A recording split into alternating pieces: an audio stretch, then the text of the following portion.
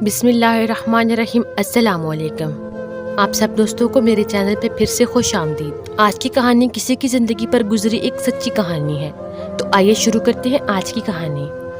شکر ہے تو آ گیا۔ انگلی میں بائک کی چابی گھماتا ہارون بڑے خوشگوار موڈ میں گھر کے اندر داخل ہوا تھا کہ کب سے اس کا منتظر آذر اسے کھینچتا ہوا ایک طرف لے گیا اور اس پہ خفا ہونے لگا۔ کدھر رہ گئے تھے تم یار؟ کب سے فون ملا رہا ہوں تمہیں، حد ہے ویسے لاپرواہی کی بھی۔ سوری بھائی، ٹریفک کے شور میں مجھے فون بجنے کا پتہ ہی نہیں چلا۔ گھر میں سب خیریت تو ہے نا؟ اپنا بازو چھڑا کر سہلاتے ہارون نے معذرت کرتے ہوئے حیرت سے استفسار کیا۔ ہاں یار سب ٹھیک ہے، اوپر سبگا کی کچھ فرینڈز اچانک سے ہی ملنے چلی آئی ہیں، اب انہیں چائے وغیرہ تو پلانی ہی پڑے گی۔ وہ بیچاری تو اسکول سے تھکی آئی ہے، ورنہ خود کچھ کر لیتی۔ یہ پکڑو پیسے اور بیکری سے جا کر اچھا سا چائے کا سامان تو لے آؤ۔ آذر نے جلدی سے اپنا مدعا بیان کیا۔ اوکے بردر، میں یوں گیا اور یوں آیا۔ سنو ذرا جلدی آنا جانا کرنا بس، پھر واپس آ کے تم نے چائے بھی تو بنانی ہے۔ پیسے جیب میں رکھ کر وہ فوراً ہی جانے کے لیے مڑا ہی تھا کہ آذر کی آواز پر بدک کے پلٹا۔ ہیں آذر یار، سامان تو میں بھی لے آتا ہوں، مگر پہلے ہی بتا دوں کہ اتنی زیادہ مقدار میں چائے مجھ سے ہینڈل نہ ہوگی، بلکہ مجھے تو ایک کپ سے زیادہ چائے بنانی آتی ہی نہیں ہے۔ اوہو یار، کچھ مشکل نہیں ہے اس میں، گھبرا کیوں رہے ہو؟ تم بس ایک کپ چائے کا حساب رکھ کر دیجکی میں دودھ، شکر اور پتی وغیرہ کی مقدار بڑھاتے جانا۔ 2 ابال آئی نہیں کہ لو جی ہماری چائے تیار۔ ارے بھائی، اس ترکیب سے چائے کی پوری دیگ بن جائے گی، ہم نے تو پھر 6-7 کپ ہی بنانے ہیں۔ پہلے سے ہی جھنجھلاتے ہوئے آذر نے جھٹ سے حل پیش کر کے اس کی مشکل آسان کر دی۔ پھر بھی اگر امی نے دیکھ لیا تو؟ گھر میں سبگا بھابھی اور امی کی چونکہ مستقل بنیادوں پر چپکلش رہا کرتی تھی، اس لیے امی کے ڈر سے وہ بھی پسو پیش سے کام لینے لگا۔ دیکھ بھائی نہیں ہے کیا؟ بس ایک یہی حربہ تھا جسے آذر اپنا کام نکلوانے کے لیے شروع سے لے کے آج تک اس پہ آزماتا چلا آ رہا تھا۔ پھر وہ کام چاہے کتنا بھی دشوار کیوں نہ ہوتا، ہارون اسے محض اپنے بھائی کی خاطر کر گزرنے کو بخوشی راضی ہو جاتا، بلکہ بچپن میں تو کئی بار اس کی غلطیوں کو اپنے ساتھ لے کر امی سے مار بھی کھا چکا تھا۔ اچھا ٹھیک ہے، تم پریشان مت ہو، بنا دوں گا چائے بھی، اور سن لوں گا امی کی ڈانٹ۔ آذر کے چہرے پر پھیلی مظلومیت نے فوراً ہی ہارون کا دل نرم کر ڈالا۔ کچھ بھی ہو، وہ اپنے بھائی کو پریشانی میں نہیں دیکھ سکتا تھا۔ دیکھ رہی ہو پھر زینت اپنے بیٹے کی آنیاں جانیاں؟ ہارون کو باہر بھجوا کر آذر اب بڑے آرام سے سیڑھیاں چڑھ کر اوپر جا رہا تھا کہ اندر کمرے میں بیٹھے چودھری قمر زمان نے بیوی کو مخاطب کر کے حقیقی کے لیے بھی اپنی جانب کر لی تھی۔ ہاں جی، سب کچھ دیکھ اور سمجھ رہی ہوں، لگا ہوا ہے بس بیوی کی خدمت میں، دفتر سے بھی اسی لیے جلدی گھر پہنچایا ہے۔ لمبی سی آنکھ کھینچ کر وہ پھر سے تسبیح پڑھنے لگی تھی۔ لوگوں کی بیٹیاں بیاہ کر پرائی ہو جاتی ہیں، جبکہ ادھر سب کچھ الٹ ہو گیا ہے۔ تمہارے دونوں بیٹے بیاہ کر اپنی بیویوں کو پیارے اور تم سے پرائے ہو گئے ہیں۔ بیوی پر چوٹ کرتے قمر زمان صاحب اپنی بات کا بالکل بھی حظ نہ اٹھا سکے، کیونکہ کھانسی کے ایک شدید حملے نے انہیں اتنا مشکل میں ڈال دیا کہ وہ کھانس کھانس کر بے حال ہونے لگے۔ ایک تو سکے کے شغل نے آپ کو کہیں کا نہیں چھوڑا۔ تخت پوش پر بیٹھے بیٹھے پانی کا گلاس میز سے اٹھا کر ان کی جانب بڑھاتی وہ خاصی بیزار ہوئیں۔ یہ دونوں بچے شروع سے ہی جتنے میرے فرما بردار تھے، شادیاں ہوتے ہی اتنا ہی ان کی مات ماری گئی ہے۔ کل تک مجھ سے پوچھے بنا پانی بھی نہ پینے والے، کیسے آج بیویوں کے فرما بردار بنے، ان کے آگے پیچھے پھر رہے ہیں۔ ان اللہ کی بندیوں نے تو بالکل کھلونے ہی بنا چھوڑا ہے میرے بچوں کو، جدھر گھماتی ہیں یہ گھوم گئے۔ خرم کو تو اس کی بیوی ملک سے باہر لے گئی، 7 سمندر پار، ہم سے کوسوں دور امریکہ جا بیٹھا ہے، اور یہ دوسرے والے بھی اب اڑنے کو پر تول رہی ہے۔ پتر لے گئیاں نواں تے دھیاں لے گئے، اور مائی تے بابا ایویں بیٹھے جیویں بیٹھے چور۔ ہوتے سے سنبھل کر پھر بھی چودھری قمر زمان صاحب شعر سنانا نہ بھولے تھے۔ کوئی کچھ بھی کہے، مگر میرا اللہ جانتا ہے کہ میں ان لڑکیوں کو بہویں نہیں اپنی بیٹیاں بنا کر لائی تھی۔ پھر میری کون سا اپنی بیٹی تھی جسے میں ان پر فوقیت دیتی؟ میرے لیے اندر بھی اور باہر بھی وہی دونوں تھی۔ کچھ عرصے سے بیٹی نہ ہونے کی حسرت بھی ان کے اندر بڑھتی جا رہی تھی۔ کیا تھا جو اللہ نے ایک بیٹی بھی دی ہوتی، فون پر ہی صحیح اپنی باتوں سے میرا دل لگائے رکھتی، کبھی مجھ سے ملنے آ جاتی۔ افسوس ان بہوؤں نے میری قدر نہ کی، سسرال کو اپنا گھر سمجھنا تو دور، الٹا سرائے ہی بنا کے رکھ چھوڑا۔ گرہستی والی تو سرے سے یہ لڑکیاں تھیں ہی نہیں، نوکری سے آئیں تو اندر پڑھ کے سو رہی ہیں، گھر کا کھانا انہیں راس نہیں، باہر سے آرڈر منگوا لیا اور لے کے کمرے میں بند، باہر میں جیوں یا مروں ان کی بلا سے۔ بہوؤں کی بے تنائی اکثر ہی انہیں افسردہ کیے رکھتی تھی۔ ہاں جی، نوکری پیشہ بہویں لانے کا خواب بھی تو تمہارا ہی تھا نا، ایک ڈاکٹر صاحبہ ہیں تو دوسری خیر سے ایک انٹرنیشنل اسکول کی استانی، پورے خاندان میں واہ واہ بھی تو تم نے ہی سمیٹی ہے۔ اب بک تو خود ہی اپنے شوق کو، انہیں سنانے کا کوئی موقع وہ ہاتھ سے بھلا کب جانے دیتے تھے؟ نہیں، مجھے بتائیں ایسا کیا برا چاہا تھا میں نے؟ زینت کی آواز پھر سے رند گئی۔ اپنے بچوں کی بھلائی ہی چاہی تھی نا، میاں بیوی مل کر کمائیں تو مالی حالات اچھے رہتے ہیں، پھر آگے جا کے بچوں کی پڑھائی، گھریلو خرچے وغیرہ پورے کرنے میں مشکل نہیں آتی۔ میری کون سا بہوؤں کی کمائی پر نظر تھی؟ ساری باتیں ایک طرف، کچھ بھی ہو چودھری صاحب، بہویں ہوں یا بیٹیاں، گھر میں چلتی پھرتی کام سنوارتی ہی سب کو اچھی لگتی ہیں، نہ کہ سارا دن اپنے کمروں میں بند۔ وہ اب بات کو مزید طول دینے کے موڈ میں نہ تھی، اس لیے کرسی کا سہارا لے کر تخت سے اٹھ کھڑی ہوئیں اور دھیرے دھیرے چلتی کچن کی جانب بڑھیں، جہاں ہارون چولہے کے آگے کھڑا اپنی ہی دھن میں چمچہ پکڑے بڑے جوش و خروش سے چائے کو پھینٹے ہی جا رہا تھا۔ اچھا تو یہ تم ہو؟ امی کو یوں اچانک سامنے دیکھ کر ڈر کے چمچ وہیں چھوڑ کے پیچھے کو ہٹا۔ امی آپ یہاں؟ اب تم یہ سب کام بھی کرنے لگے؟ اور میں سمجھی کچن میں شاید کوئی بلی گھس آئی ہے جو مسلسل کھٹ پھٹ کی آوازیں آ رہی ہیں۔ آذر خود کم تھا کیا بیوی کی غلامی کو جو اس نے تمہیں بھی ساتھ ملا لیا ہے؟ نہیں امی، بھابھی کی طبیعت ٹھیک نہیں تھی، اس لیے آذر نے مجھے چائے بنانے کا کہہ دیا۔ امی کی طرف دیکھے بغیر اس نے صفائی دی۔ مجھے بتا، اس نیک بخت کی طبیعت کبھی درست بھی ہوئی ہے؟ 3 سال ہونے کو آئے ہیں ان کی شادی کو، کوئی دن نہیں گزرا جب میں نے آذر کے ہاتھ میں دوا کی پرچی نہ دیکھی ہو۔ اور تم جسے اپنی ماں کو چائے بنا کر دینے کی کبھی توفیق نہ ہوئی، لیکن یہاں پوری فوج کے لیے چائے تیار کرنے آ کھڑے ہوئے ہو۔ گھر میں مہمانوں کی موجودگی کا خیال کر کے وہ محض الفاظ چبا ہی پائی تھیں۔ چولہے پر دھری چائے کی بڑی سی دیچکی نے ان کے غصے کو مزید ہوا دی۔ امی آپ اندر چل کے بیٹھے، میں ابھی آپ کے لیے بھی لایا ہوں۔ اس نے کسی طرح ان کا غصہ ٹھنڈا کرنا چاہا۔ رہنے دو، تم مجھ پر اتنا بڑا احسان نہ ہی کرو بیٹا۔ انہوں نے ہاتھ کے اشارے سے اسے منع کیا۔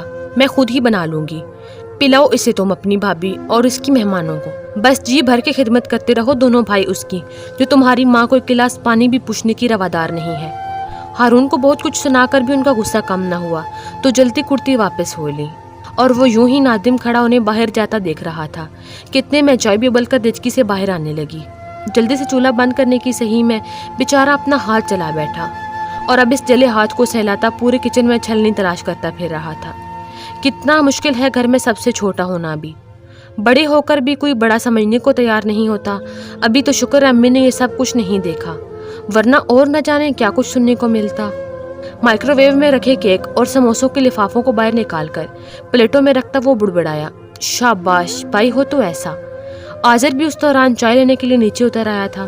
لوازمات سے سجی بڑی ٹرے دیکھ کر اس کے سلیقے کی داد دیتا وہ خوشی خوشی ٹرے اٹھا کر چل دیا، جبکہ ہارون ایک بار پھر چائے کا پانی چولہے پر چڑھا کر بیکری کی جانب دوڑا تھا۔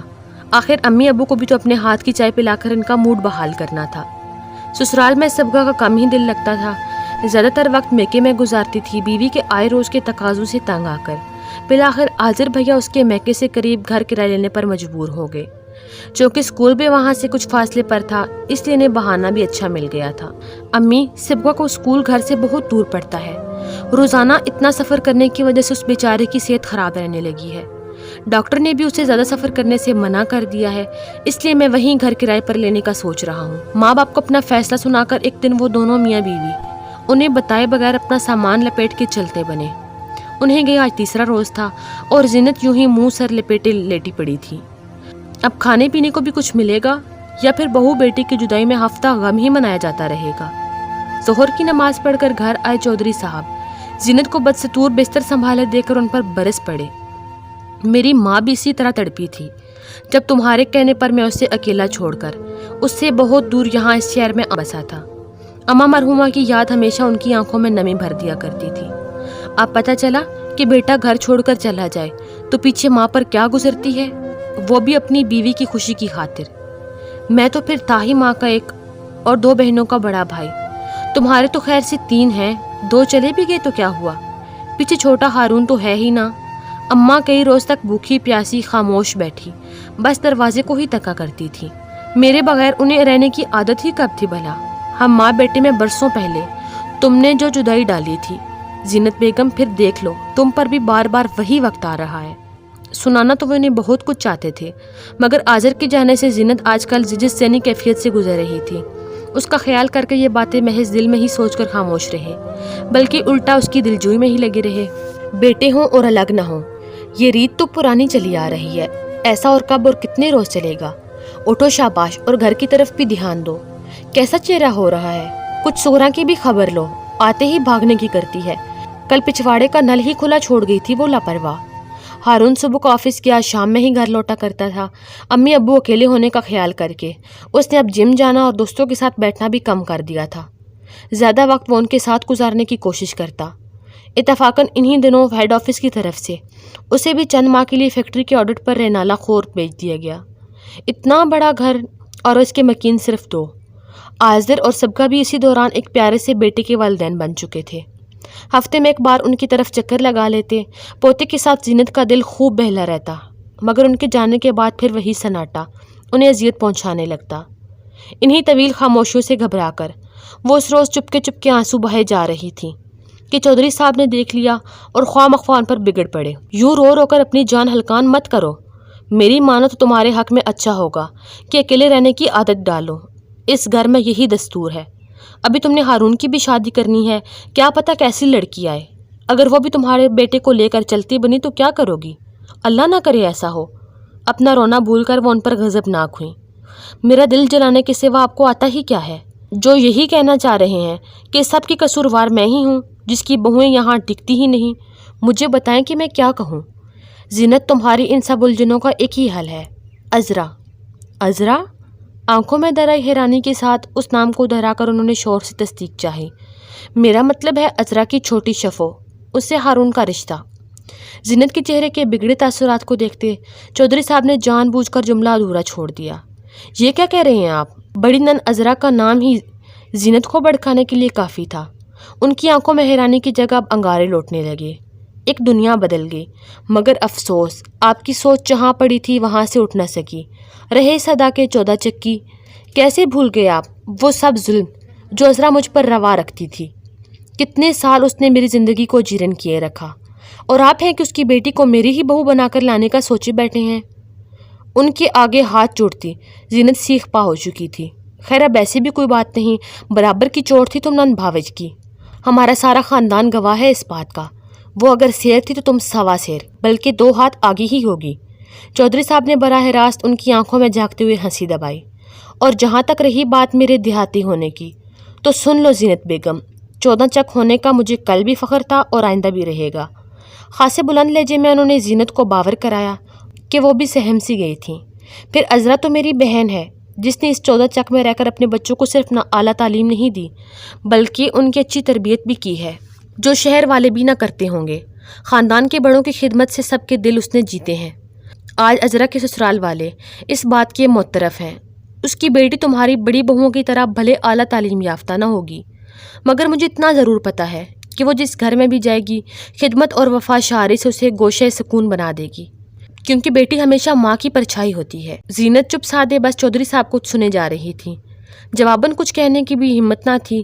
اپنی بات مکمل کر کے وہ رکے نہیں، سیدھا باہر کا دروازہ بھی پار کر گئے، مگر اپنے جملوں سے زینت کو پس پائے کی جانب دھکیل گئے تھے۔ بھائیں بھائیں کرتا گھر اور وہ تنہا بیٹھی سوچوں میں کہیں گم۔ رینالہ سے 14 چک کا سفر گو مختصر ہی تھا، مگر اس تمام عرصے میں ہارون کا ذہن مختلف خیالات کی اماجگاہ بنا ہوا تھا۔ میں اور تمہارے ابو 14 چک کے لیے نکل چکے ہیں، تم بھی دوپہر تک پہنچ جانا۔ امی اسے بس اتنا ہی بتا کر فون بند کر چکی تھی۔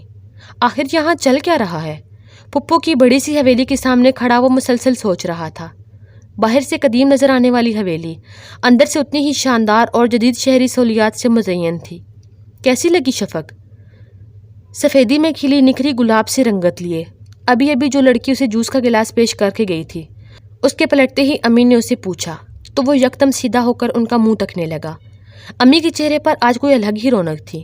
میں نے تو ابھی سے شفق سے کہہ دیا ہے کہ خبردار میرے بھائی اور بھابھی کی خدمت میں تم سے اگر ذرا سی بھی کوتاہی ہوئی تو لڑکی مجھ سے برا نہ ہوگا۔ بروسٹ کا بڑا سا تھال اٹھائے میز پر لا کے رکھتی عذرا پھپھو مان اور محبت بھرے لہجے لیے سب کو بتا رہی تھی۔ اچھا تو یہ معاملہ ہے اصل میں؟ ہارون چودھری، کیسے تمہیں بے خبر رکھ کر بالا ہی بالا تمہارا رشتہ بھی طے کر دیا گیا ہے؟ مان لو کہ گھر میں سب سے چھوٹی ہونے کا مطلب تم نے کبھی بڑے ہونا ہی نہیں ہے۔ پھپھو کے اس انکشاف پر اس نے گھبرا کے پہلو بدلا۔ آج سے پہلے امی اپنے سسرالی رشتہ داروں سے ملنا تو دور، ان کا نام سننے کی بھی روادار نہ تھی، اور کہاں اب وہ اس کا رشتہ طے کرنے آئی بیٹھی تھی۔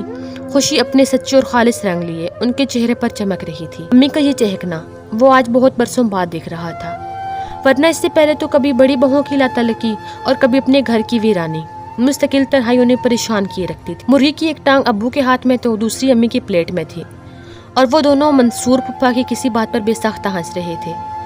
واقعی کچھ زخموں کا مرہم ہمارے اپنوں کے پاس ہی ہوتا ہے، امی ابو کو ہنستے دیکھ کر ہارون نے سوچا۔